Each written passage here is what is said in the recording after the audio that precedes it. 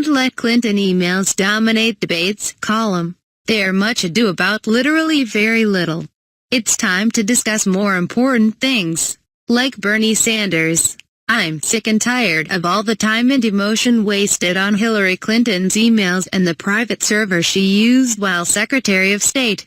Was it worth noting that her electronic communications procedure was possibly ill-advised? Sure. Was it worth all the attention it has received from the FBI, the State Department, various congressional committees, and Matt Lauer in what was supposedly a commander-in-chief forum? Hardly. What a waste it will be if emails dominate large chunks of Clinton's debates with Donald Trump. There are so many far more important issues they need to discuss. Let me provide some perspective. Like all former military veterans, I take the handling of classified material seriously.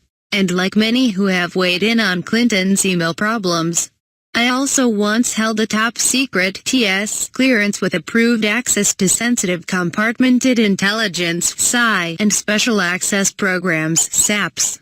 Certainly, as many veterans with similar backgrounds have suggested, had I left a TS/SCI document out on a desk at night or dropped it in the hallway at the Pentagon or left it on a park bench, my military career would have been over. But there are at least two factors that make such an occurrence and the inevitable consequences quite distinct from Clinton's circumstances. First, technological times have changed and so have the challenges of storing and managing classified material. In my time, the classified material we kept was largely in the form of paper documents that were numbered and locked in highly secure safes.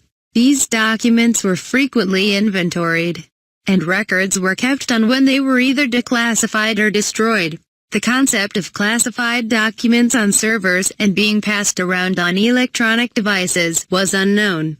And as the State Department Inspector General's May 2016 report on the Clinton emails acknowledged, there have been long-standing systemic weaknesses in the department's processes and procedures for the handling of classified information in this new electronic era.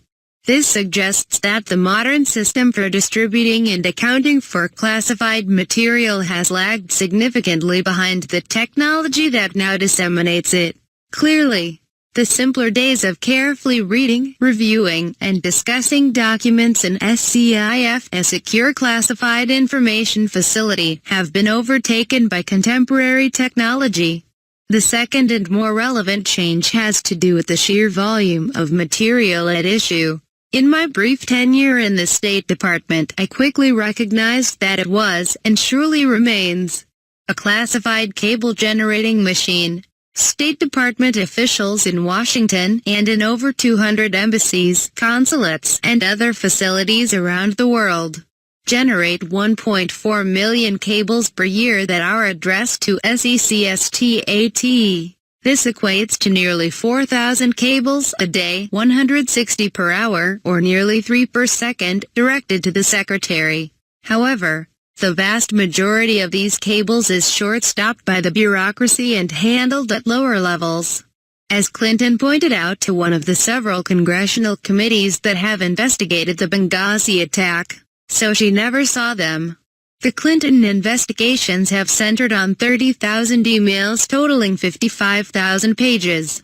Classified information was found in only 110 emails in 52 email chains, which suggests that less than 1% of Clinton's work-related emails may have been mishandled or mismarked.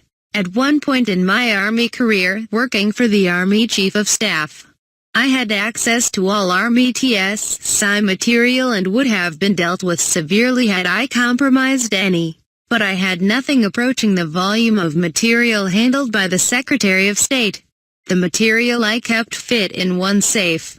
In addition, I had no large bureaucracy screening this material, one that I would have had to rely on to manage and handle the 99% that I never saw, and correctly screen the 1% that I did see. It's certainly legitimate to ask if Clinton should have used a private server and to analyze her responses to questions about it.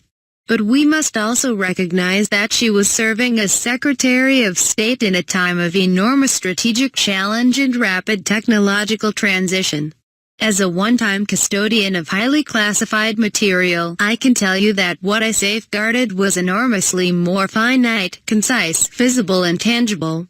Counting and controlling those limited, clearly marked papers is in no way comparable to the broad responsibilities of a Secretary of State functioning in the fast-paced electronic age.